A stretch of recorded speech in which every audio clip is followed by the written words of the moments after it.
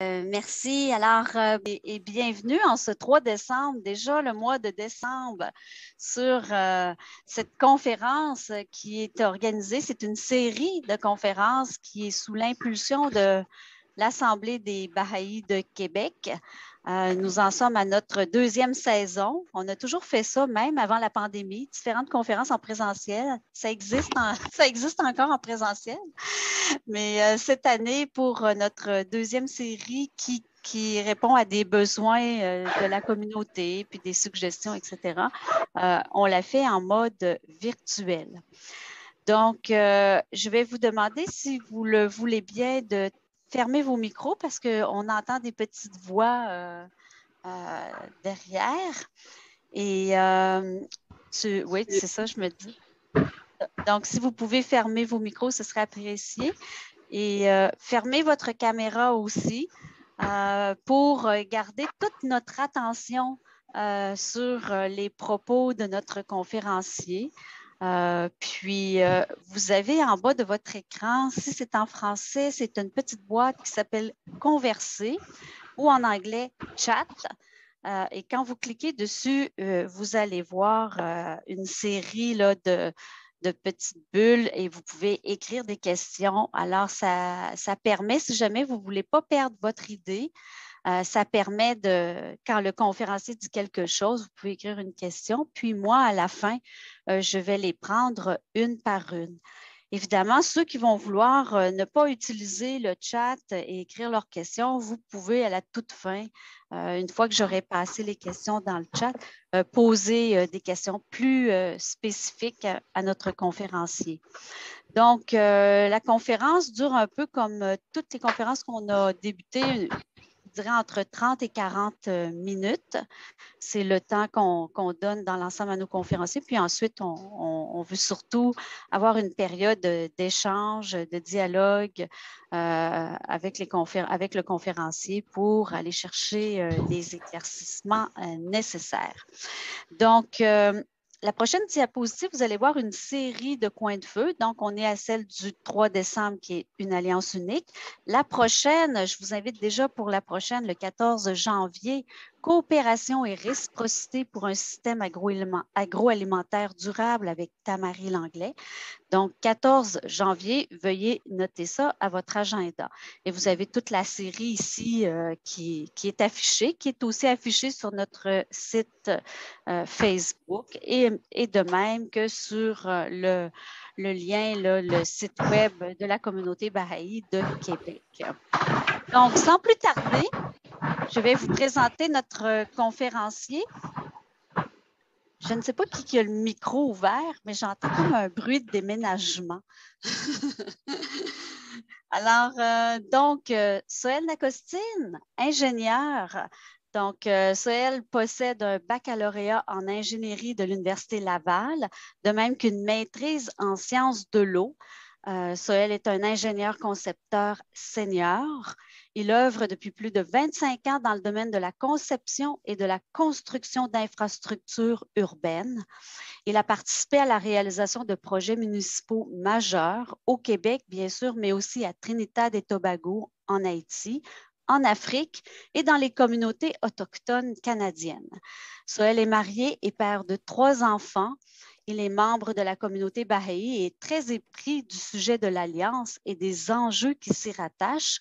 Dans sa présentation, il abordera le sujet général de l'Alliance dans un contexte spirituel, puis fera un bref survol de cette alliance dans les grandes religions du passé et finalement s'attardera à détailler les particularités qui distinguent celles de la foi Baha'i. Donc, sans plus tarder, je me tais et je m'efface, pardon. Je laisse la parole à notre conférencier. Merci beaucoup, Lise. Bonsoir à tout le monde. D'abord, bienvenue. Par la suite, ce que je vais présenter ce soir ne fait en rien autorité. C'est ma compréhension, mon effort dans la compréhension de l'Alliance. C'est un sujet qui m'intéresse effectivement beaucoup. Je vais essayer de le partager. Je vais faire de mon mieux et c'est ça. prendre note qu'évidemment, c'est un sujet tellement vaste qu'on va faire un survol. Un des défis que j'ai, c'est justement qu'on a des amis qui sont Baha'i, des fois et des amis qui sont non Baha'i. Donc, il faut que je m'adapte des fois un peu plus en détail, un peu moins en détail. Mais je vais essayer de faire un effort d'essayer d'être concis puis relativement clair. Alors, commençons par le commencement. Je voudrais juste peut-être présenter un peu le contexte de ce qui s'est passé dans une religion du passé pour mieux comprendre la question de l'alliance. Alors là, vous voyez, c'est le désert de l'Arabie. En l'an 600 après Jésus-Christ, on est dans une période où va naître un personnage extraordinaire en Arabie qui s'appelle Mohammed ou Mahomet et qui va donc commencer une révolution complète là, des mœurs de ce peuple qui vraiment, historiquement, on n'a quasiment pas de traces des Arabes avant, ou il y a peut-être quelques tribus de chameaux qui faisaient la guerre comme alliance contre d'autres, rapportées par d'autres civilisations, les Syriens, les Perses, etc. Mais on n'avait jamais, c'était pas une grande civilisation. Mais cette personne-là va réussir à vraiment unir des tribus sauvages qui se querellaient, qui se battaient, qui travaillaient en clan.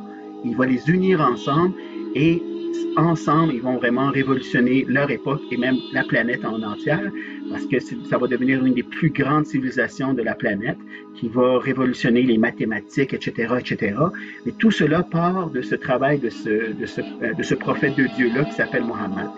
Et Mohammed donc va réussir à unir tous ces gens-là dans son message divin. Et ça sera pas facile, ça sera vraiment pas facile. Il y aura des batailles carrément armées entre les différentes factions et les gens qui voulaient garder un peu les traditions anciennes. Et bref, Mohammed va réussir, et là c'est ça, ce soir c'est pas de parler de la religion musulmane, mais de dire à quel point qu'il a réussi à les unir.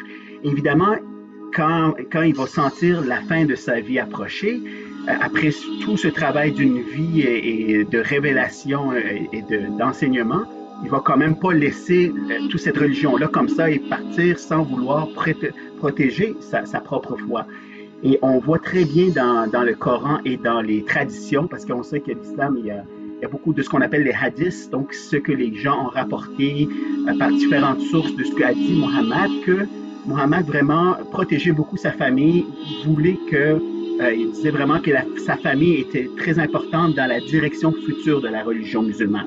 Il y a des extraits du Coran, il y a beaucoup de hadiths là-dessus, mais il y a un événement qui est vraiment rapporté par tous et toutes, que lors de son dernier pèlerinage, Mohammed, quand il a fait son dernier à la fin de sa vie, il va réunir les pèlerins qui sont venus avec lui après le pèlerinage. Au moment où leur chemin allait se croiser, un croisement des routes, il va tous les réunir ensemble, il va monter un piédestal, il va demander qu'on monte un piédestal, il va monter sur ce piédestal-là et il va demander à toutes ces personnes présentes les phrases suivantes.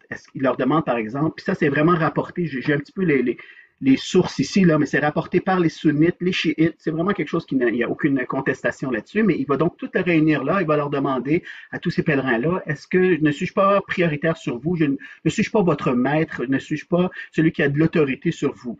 Et évidemment, tous les pèlerins présents ils vont dire, ben oui, messager de Dieu, on t'obéit à tout et on t'écoute à tout. Alors, et c'est à ce moment-là qu'il vraiment officiellement va lever la main de son gendre qui s'appelait Ali, et qui était son gendre, qui était son cousin, bref, un membre extraordinaire. Puis encore une fois, je n'aurai pas le temps de rentrer dans la vie de Ali, mais il va lever sa main devant tous et il va dire, donc si moi je suis votre maître, cette personne-là, voilà votre maître. Tous les gens sont d'accord avec ça. Il va même les faire rentrer dans une tente et va demander une allégeance à toutes les personnes, femmes, hommes, enfants, toutes ces personnes-là qui étaient dans ce pèlerinage-là vont vraiment jurer fidélité à Ali. Et bon, c'était donc une façon très officielle pour Mohammed de s'assurer que les gens se tournent vers Ali à la suite de sa mort pour garder cette unité-là. Malheureusement, l'histoire étant l'histoire, lorsque Mohammed va mourir, Ali n'était pas présent à ce moment-là dans le village, à Médine quand il est mort. Donc, ce qu'ils ont fait, c'est que, comme la tradition ancienne, les plus sages se sont réunis ensemble et entre eux, ils ont dit, ben là, il faut nommer quelqu'un.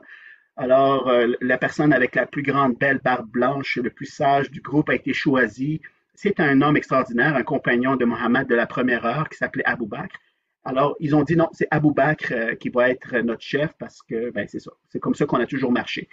Et il va commencer à partir de ce moment-là cette grande division qu'on connaît dans l'islam, qui sont les chiites et les sunnites, et qui va résulter, et là je fais l'histoire courte, mais qui va résulter donc en des divisions et en des guerres intestines qui vont vraiment ruiner, pas ruiner, mais qui vont, je vais vous donner juste un exemple, 20 ans après, le tiers de la famille de Muhammad, donc ses petits-enfants, des enfants que Muhammad avait sur ses propres genoux, vont être massacrés par l'autre partie on sait c'est les Omeyyades, les sultans vont vraiment prendre le pouvoir temporel, le pouvoir des armées, etc.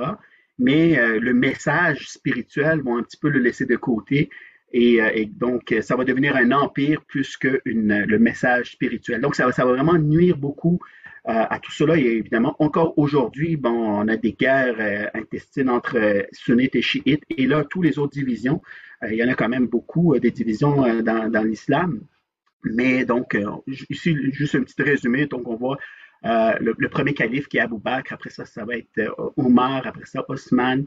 Et après ça, donc, le quatrième calife va devenir finalement Ali. 22 ans après la volonté claire et écrite et vraiment reconnue du prophète. Ça va être là qu'Ali va venir, mais 2 ans après, il va être assassiné et bon, et la guerre va vraiment s'intensifier. Tout cela pour parler d'alliance. Pourquoi est-ce que je parle de Mohammed et tout cela?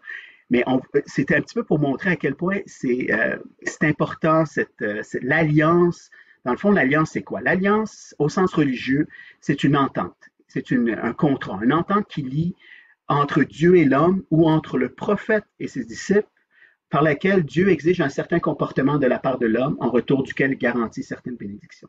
Donc, quand je parle de définition de l'alliance et de l'alliance unique de la foi bahaï, on parle vraiment de cette entente-là. Donc, tous les prophètes du passé ont tous voulu avoir une entente avec leurs disciples. Donc là, premièrement, parlons un peu de la Grande Alliance. La Grande Alliance, quand je parle d'alliance, je parle de vraiment l'alliance au sens, mettons, biblique pour les amis québécois qui connaissent peut-être ça de leur background religieux.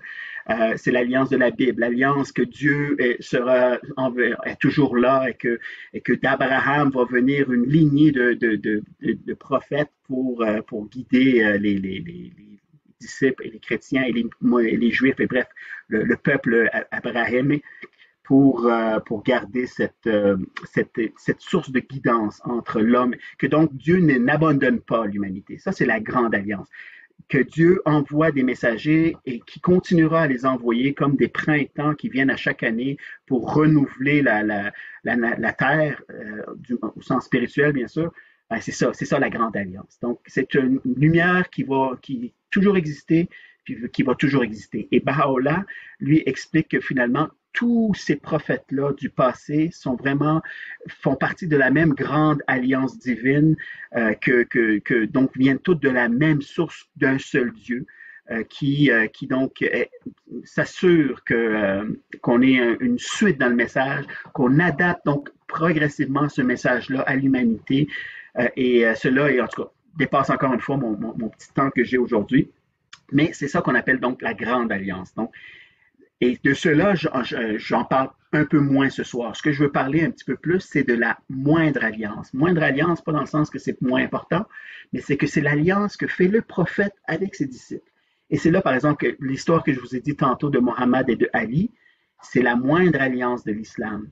C'est celle que le prophète lui-même fait avec ses disciples, à la suite de sa mort, comme qui sera le successeur, puis qui aura le pouvoir de rallier les gens autour d'un message.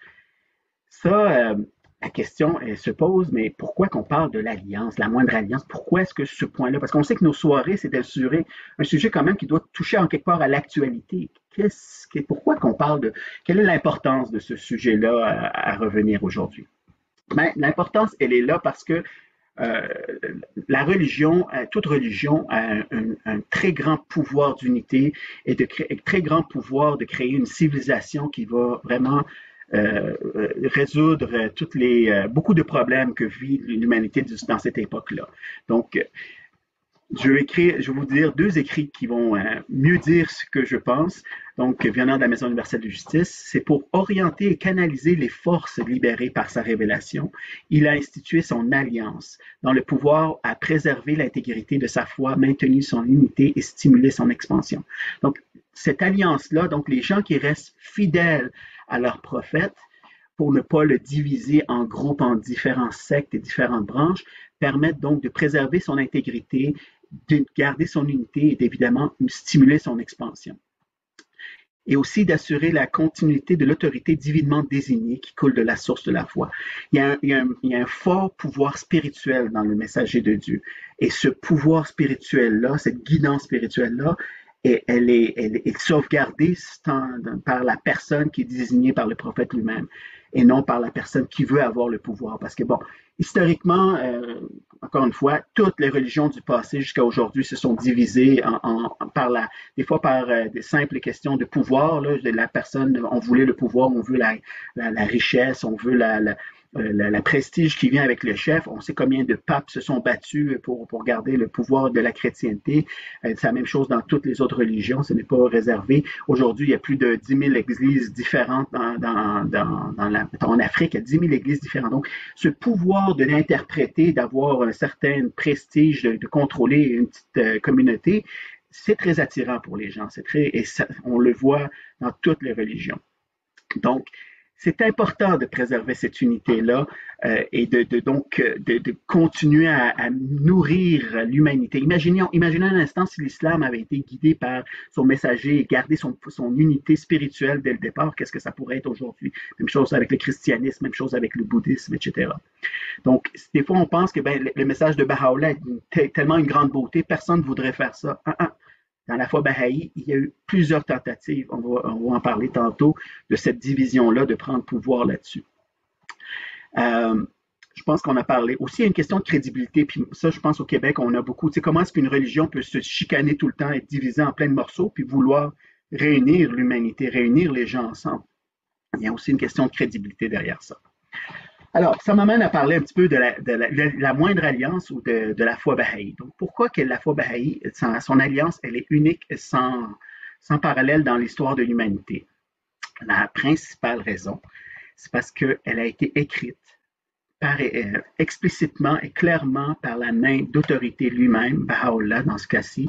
C'est lui-même qui l'a écrit et désigné. Donc, ça, c'est la première fois qu'on voit ça. On n'a jamais eu vraiment un écrit clair d'aucun messager du passé qui disait voilà, je nomme Saint-Pierre ou je nomme Ali ou je nomme X comme mon successeur. Ça, c'est vraiment la plus grande raison. On va y revenir. Alors, cette désignation explicite de Baha'u'llah a été faite vers son fils aîné, Abdul-Baha, qu'on voit ici. Alors, dans son livre de l'Alliance, il dit en vérité, j'ai désigné celui qui est le centre de mon alliance. Tous doivent lui obéir. Tous doivent se tourner vers lui. Il est l'interprète de mon livre et il connaît mon dessein. Tous doivent se tourner vers lui. Tout ce qu'il dit est juste, car en vérité, il connaît les textes de mon livre et nul autre que lui ne connaît mon livre.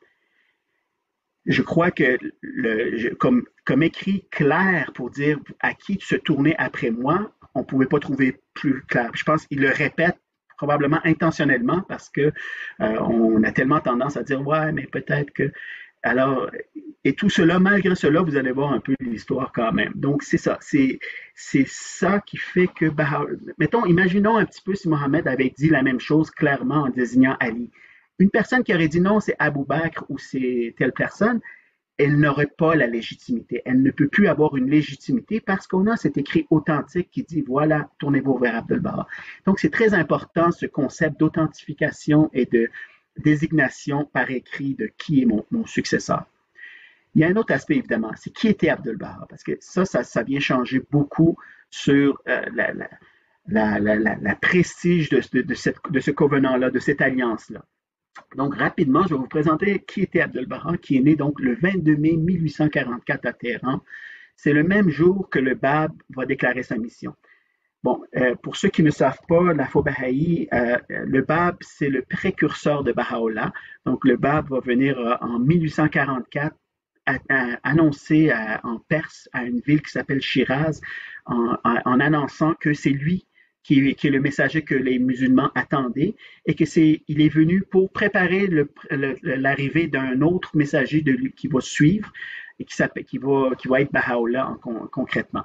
Mais donc, ce précurseur-là va vivre à peu près en même temps que Baha'u'llah et le même jour qu'il va annoncer le Bab, ce message-là, dans une ville à 200 km de là, Baha'u'llah, qui est un fils de vizir, va avoir son premier garçon.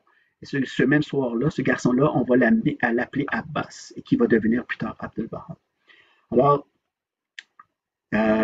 Abdul-Baha, donc ce jeune garçon-là, va reconnaître la station de son père Baha'u'llah comme messager de Dieu à l'âge de 9 ans, lorsque son père était dans la prison de Siachal, dans un trou noir à Téhéran, obscur, où Baha'u'llah va être enchaîné dans des terribles conditions pendant 4 mois.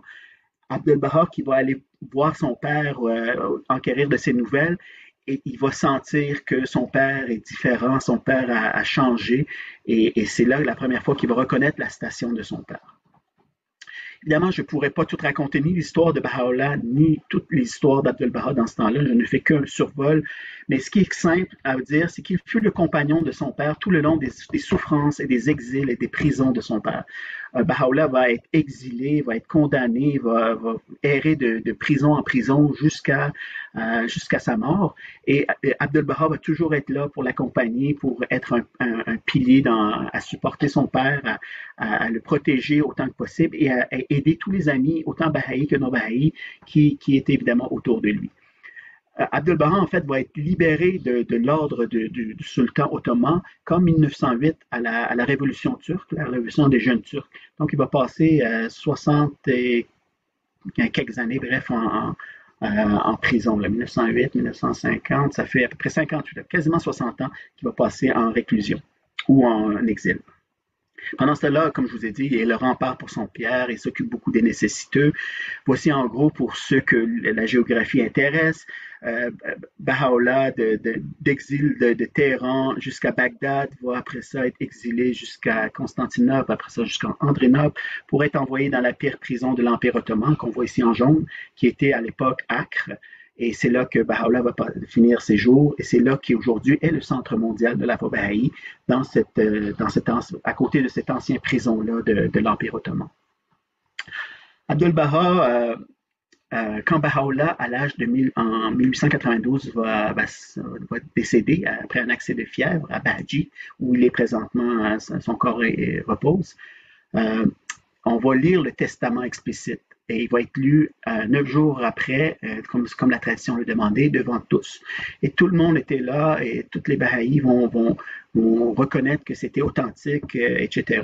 Malgré cela, il va y avoir de nombreux, voici l'écrit d'ailleurs, quand le sang de ma présence aura reflué et que le livre de ma révélation sera achevé, tournez-vous vers celui que Dieu a désigné et qui est nul autre que Abdul-Baha, la plus grande branche Abdul-Baha. Donc, encore une fois, ça a été lu. Il n'y a personne qui n'avait de prétention à contester cela. Malgré cela, dans l'histoire, on rapporte son demi-frère. Plusieurs personnes influentes de la foi Baha'i vont, à l'époque, évidemment, vont dire non, attends un peu, est-ce qu'on peut partager un peu de ce pouvoir-là avec Abdul-Baha ou Abdul-Baha, laisse-moi, moi je vais m'occuper de l'Occident, toi occupe-toi de l'Orient. Il va y avoir plein d'affaires qui vont être essayées malgré cette légitimité qui n'était pas là.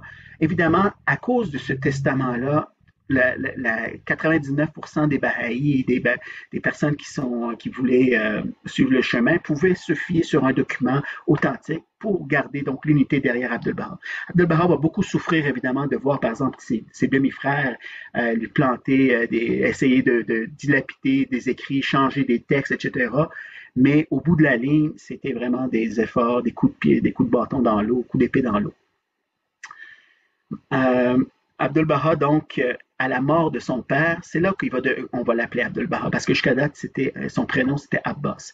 Alors, à partir de là, on va l'appeler Abdul-Baha. Et pourquoi Abdul-Baha? Abdul-Baha, ça veut dire serviteur de Baha. Et c'est Abdul-Baha qui va demander à tous, à partir de la mort de son père, de ne plus l'appeler le maître ou la grande branche, etc., de l'appeler Abdul-Baha. Et il y a un écrit qui est très beau qui dit « Mon nom à moi est Abdul-Baha, ma qualification est Abdul-Baha. Ma réalité est Abdul-Baha, ma louange est Abdul-Baha. Ma soumission à la perfection bénie est mon glorieux et resplendissant diadème, et servir l'humanité entière est ma perpétuelle religion. » Ça me fait penser que bon, j'aurais pu passer beaucoup de temps à vous donner des histoires d'Abdul-Baha. À quel point que Abdul-Baha, on le sent un peu son humilité dans ce texte-là.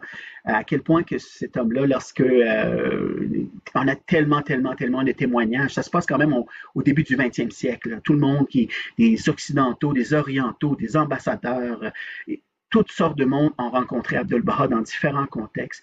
Les transformations, les façons que les gens rapportent cette entrevue-là ou cette rencontre-là, aujourd'hui, c'est incroyable. C'est vraiment incroyable. C'est de sentir comment qu'une personne pouvait à tel point faire changer, toucher l'âme des gens, à tel point pouvoir les enflammer pour qu'ils retournent évidemment en Occident, en Orient, peu importe, et devenir enflammés, évidemment, propager la foi de Baha'u'llah dans les différents pays ou devenir des meilleures personnes, etc.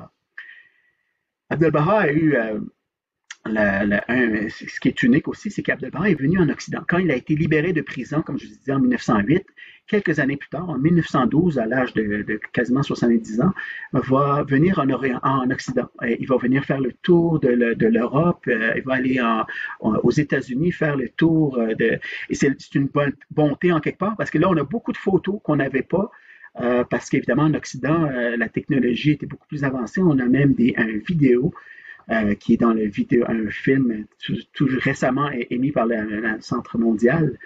Et donc, c'est ça, on voit ici Abdul-Baha, par exemple, à Paris, etc. Donc, on a beaucoup de ces photos-là de cet homme, évidemment, à la fin de sa vie, vers l'âge de 70 ans, ou 68, je pense.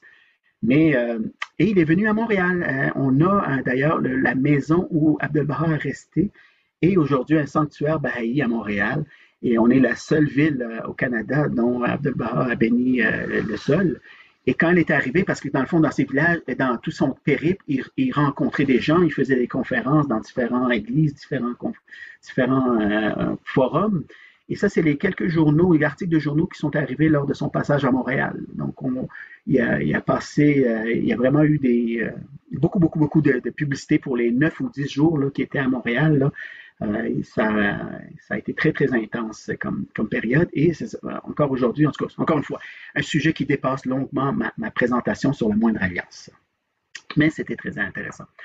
Est-ce qu'Abdul-Baha était un prophète? Vous savez, et puis là, j'ai pas eu le temps de faire quelque chose que je voulais faire, mais j'ai pas eu le temps, mais vous connaissez le livre Khalil Gibran sur un prophète. Khalil Gibran est un Libanais. Il a rencontré directement Abdul-Baha. Il a été fortement influencé par sa rencontre avec Abdul-Baha. Et comme je vous disais un peu, toutes les expériences miraculeuses des gens qui ont rencontré Abdul-Baha, on peut se poser la question, mais est-ce que Abdul-Baha était prophète? Alors Abdul-Baha répond lui-même, mon rang est celui de la servitude qui est complète, pure et réelle, fermement établie, durable, évidente, explicitement révélée et non sujet à commentaire. Je suis l'interprète de la parole de Dieu. Telle est mon explication. Ce terme d'interprète de la parole de Dieu, c'est ce que son père lui a dit dans son livre de l'Alliance, dans son testament. Tu seras mon interprète. Et c'est juste à ça qu'il s'attache. On voit un peu donc c'est pas un pape qui veut régner, qui veut avoir la gloire. Non, c'est un serviteur et on va le voir, encore une fois, dans de nombreuses histoires, mais il va passer sa vie à servir les pauvres dans son ville de Haïfa ou partout ailleurs. C'est vraiment ça qui l'animait et c'est pour ça que il était capable d'être d'une pureté tellement...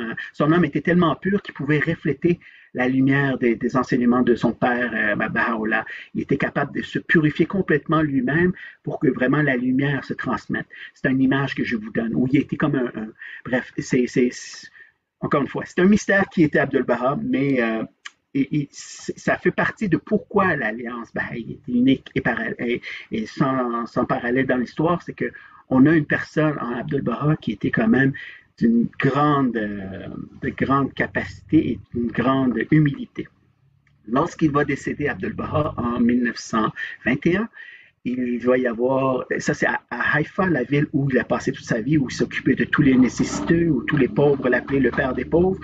Quand il va décéder, plus de 10 000 personnes de toute religion, druzes, juives, musulmans, etc., vont vraiment se réunir et transporter, par exemple, vous le voyez sur la photo, transporter son corps. Et ce qui est spécial, c'est que ce 28 novembre 1921, ben, c'est à peu près à quelques jours près, 100 ans. Donc, c'est le centenaire de cette ascension, à une semaine près là, de Abdu'l-Baha. Donc, on a évidemment dans la communauté baha'i mondiale plusieurs célébrations et un film d'ailleurs qui vient tout juste de sortir à ce propos. Abdu'l-Baha ne fait pas non plus les choses à moitié. Il va laisser un testament clair, explicite et authentifié, nommant après lui son petit-fils comme gardien de la foi. Et son petit-fils, c'est Shoghi Effendi. Je voulais juste montrer, c'est ça, c'est venu là. Ça, c'est le tombeau de Abdu'l-Baha qui est en construction présentement. C'est quelques images. Et donc, Shoghi Effendi, c'est qui? Shoghi Effendi, c'est le petit-fils d'Abdu'l-Baha. Et ce jeune homme de 21 ans, pour revenir un peu à l'histoire de la moindre alliance et de toutes les difficultés que peut vivre celui qui pogne le manteau de direction d'une religion comme la foi baha'i ou comme toutes les autres religions, le poids de tout cela se ramasse sur les épaules de ce jeune homme de 20 quelques années qui n'espérait pas du tout l'avoir, premièrement, et qui va vraiment être, mettons, chagriné par tous les défections et les tentatives des gens beaucoup plus influents que lui, de peut-être 50 ans, 60 ans, qui sont bahaïs, qui ont vécu Abdu'l-Baha, qui ont connu Baha'u'llah, etc., qui ont travaillé à différents niveaux très élevés de la foi baha'i, et qui vont maintenant, ce jeune homme de quelques vingtaines d'années, devenir le chef, mais il n'a pas assez d'expérience. Attends, nous, on va te guider un peu quand tu seras un peu plus mature, on te laissera. Vous voyez un peu les attitudes qu'on peut avoir.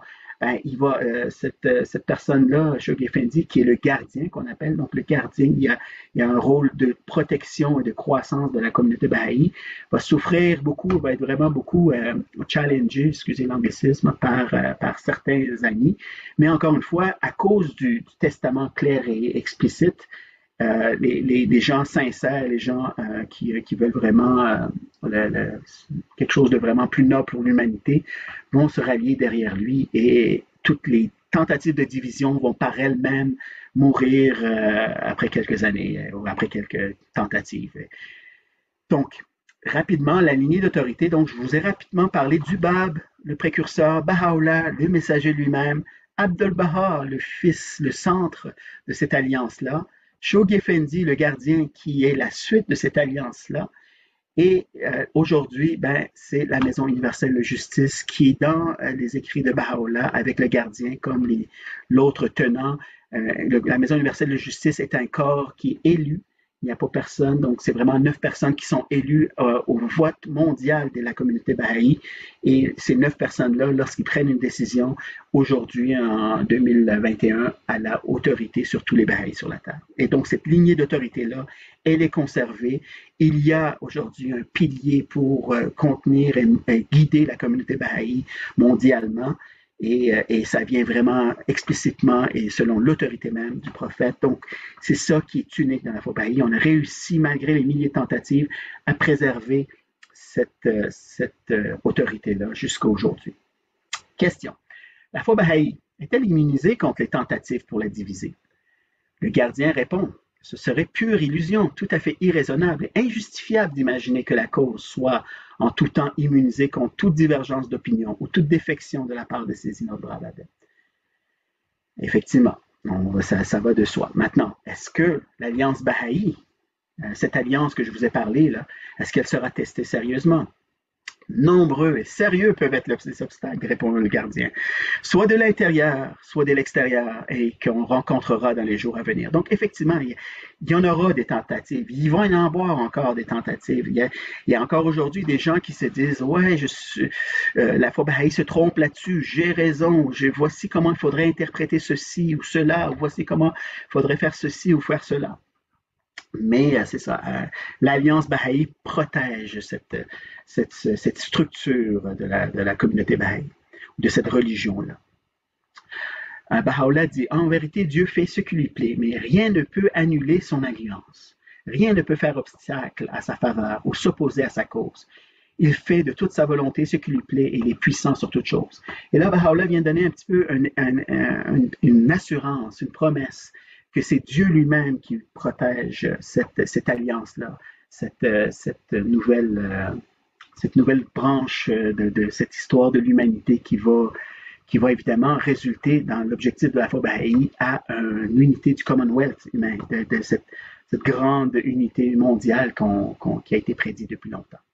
Alors justement, l'alliance demeurera-t-elle inviolée dans l'avenir? Et Baha'u'llah répond, la main de l'omnipotence a établi sa révélation sur un fondement stable et inattaquable. Les tempêtes des luttes humaines ne peuvent en saper la base. Les théories issues de l'imagination des hommes ne réussiront pas non plus à porter atteinte à sa structure. Donc je pense que ça vient un petit peu mieux dire tout ce que j'essaye de dire en disant que les tentatives seront nombreuses, mais la base et la structure ne pourront pas être atteintes par cette tentative-là. Lise, j'attends, est-ce que j'ai fini? Je crois que oui. Ouais. Voilà le siège de la Maison universelle de justice présentement à Haïfa. Lise, je crois que j'ai fait 30 minutes, à peu près 34 minutes. Bravo, Soël, vraiment. C'est vraiment un tour d'horizon fabuleux sur la foi bahaï, puis son regard sur l'Alliance, surtout, puis les piliers, en présentant le prophète Baha'u'llah, de même que son fils, l'interprète Abdul Baha, et toutes les structures qui s'en suivent. Donc, il n'y a pas d'autres questions. Je vais en profiter pour remercier notre conférencier ce soir. Vraiment, merci beaucoup, Soël. Ça a été tellement éclairant. Et je crois que c'est unanime. Il y a des commentaires, tu vas voir dans le chat de remerciements, des cœurs, des mains. C'est parfait. Ça résume très bien. C'était clair, limpide. Alors, merci. Je vais peut-être te demander de mettre la dernière diapo pour faire un petit rappel. Tout d'abord, sur les principes Baha'i, vous voyez à l'écran les 12 principes, l'unité de l'humanité dans le respect de sa diversité, l'unité des religions, l'égalité des droits de l'homme et de la femme, l'abandon de toute forme de préjugés, l'élimination des extrêmes richesses et pauvreté. On a parlé ce soir la recherche personnelle et indépendante de la vérité. Ça faisait partie d'une question et on a eu des réponses. Accès à tous à l'éducation, accord de la science et de la religion, Confédération mondiale des nations et l'adoption d'une langue auxiliaire universelle. Alors, vous voyez quelques principes ici à l'écran. Vous avez aussi en bas de l'écran info@bahaiquebec.org si jamais vous avez des questions. Il y a aussi notre page Facebook et on vous a mis aussi dans le chat là, les courriels là, des deux liens là, pour nous écrire par Internet. Donc, ne pas oublier que la prochaine conférence, notre prochain coin de feu est en janvier. Je crois que c'est le 14, j'ai déjà oublié. Oui, 14, c'est sûr, j'avais les 15 en tête, je ne voulais pas dire d'erreur. Donc, coopération et réciprocité, je trouve que ça fait une belle suite avec la conférence de ce soir pour un système agroalimentaire durable. L'agriculture est un enjeu de plus en plus important aujourd'hui, donc on va avoir la chance d'écouter Tamarie Langlais nous entretenir de ce sujet. Donc, merci à tous de votre présence. Merci surtout à notre conférencier. Et je vous souhaite une bonne fin de soirée et aussi un bon week-end